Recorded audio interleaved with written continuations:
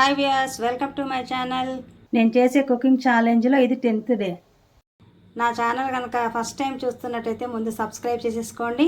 ఈ గుడ్లతో కర్రీ ఎలా వండేద్దామో చూసేద్దాం పదండి. 2 ఎగ్స్ ఇలా తీసుకున్నానండి పగలగొట్టి. ఇందులో పచ్చిమిరపకాయలు, సన్నగా తరిగిన పచ్చిమిరపకాయలు, సన్నగా తరిగిన ఉల్లిపాయలు. ఈ పచ్చిమిరపకాయల ప్లేస్లో మనం కారం కూడా వేసుకోవచ్చు అండి. నేను పచ్చిమిరపకాయలు తీసుకున్నాను.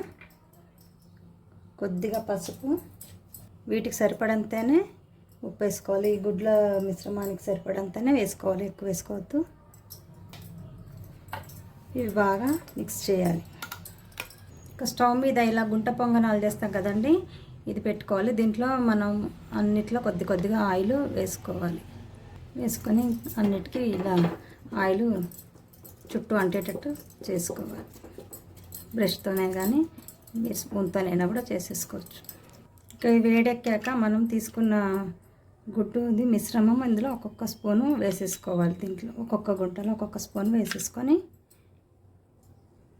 వేపుకోవాలి. ఇవి ఇలా ఒకవైపు వేగాక ఇంకోవైపు టర్న్ చేసుకొని వేపుకోవాలి. అన్నీ ఇలా ఒకవైపు టర్న్ చేసేసుకొని ఇంకోవైపు కూడా వేగనివ్వాలి. అన్నీ రెండో వైపు కూడా ఇలా కొంచెం వేగిన తర్వాత తీసేసేయాలి. ఇక రెండో వైపు కూడా కాలిన తర్వాత మనం ఇవి తీసేసుకోవాలి. ఇక వేపి తీసినవి అన్నీ ఇలా పెట్టుకున్నానండి. ఇంకా రెడీ కూర వండేద్దాం. ఇక ఎంత బాగా అనిపిస్తున్నాయి కదండి అన్నీ మంచిగా. స్టవ్ మీద కడాయి పెట్టేసుకొని ఆయిల్ పోసేస్తున్నానండి. ఆయిల్ వేడెక్కగానే సన్నగా తరిగి పెట్టుకున్న ఉల్లిపాయలు వేసేసుకోవాలి. ఉల్లిపాయలు మంచిగా గోల్డెన్ బ్రౌన్ వచ్చే వరకు వేసుకోవాలి. మరీ ఎక్కువ కాదు, మంచి కలర్ రావాలి, గోల్డెన్ బ్రౌన్ అలా వచ్చే వరకు వేపుకోవాలి. ఉల్లిపాయలు తొందరగా వేయడానికి కొద్దిగా వేస్తున్నానండి సాల్ట్.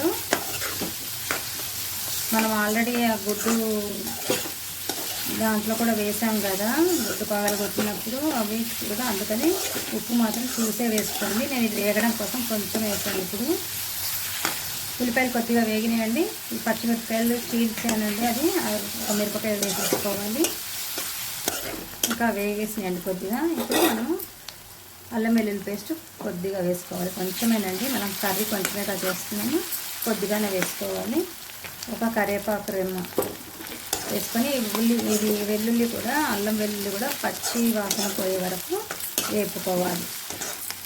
ఇప్పుడు పసుపు వేసేసుకొని కొద్దిగా కొత్తిమీర కూడా ఇప్పుడే వేసేసుకోవాలండి. తర్వాత మళ్ళీ వేసినా కానీ ఇప్పుడు వేస్తే ఫ్లేవర్ మంచిగా ఉంటుందన్నమాట. దీని కొత్తిమీర ఫ్లేవర్ అంతా కూర మొత్తానికి వస్తుంది. ఇప్పుడు ఇంకా కారం వేసేసుకోవాలి. కొద్దిగా ధనియాల పొడి అండి, చిన్న స్పూన్ గరం మసాలా కొద్దిగా ఒక పావు టీ స్పూన్ అంతా వేస్తున్నాను.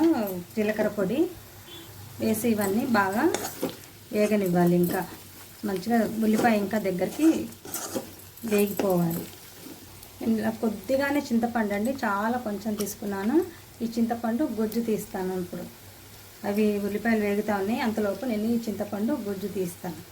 ఎక్కువ వాటర్ పోయకుండా కొద్దిగానేనండి చింతపండు గుజ్జు తీసి పోస్తున్నాను. వాటర్ ఎక్కువ పోయొద్దు. ఈ పులుసు కొంచెం ఉడకనివ్వాలి.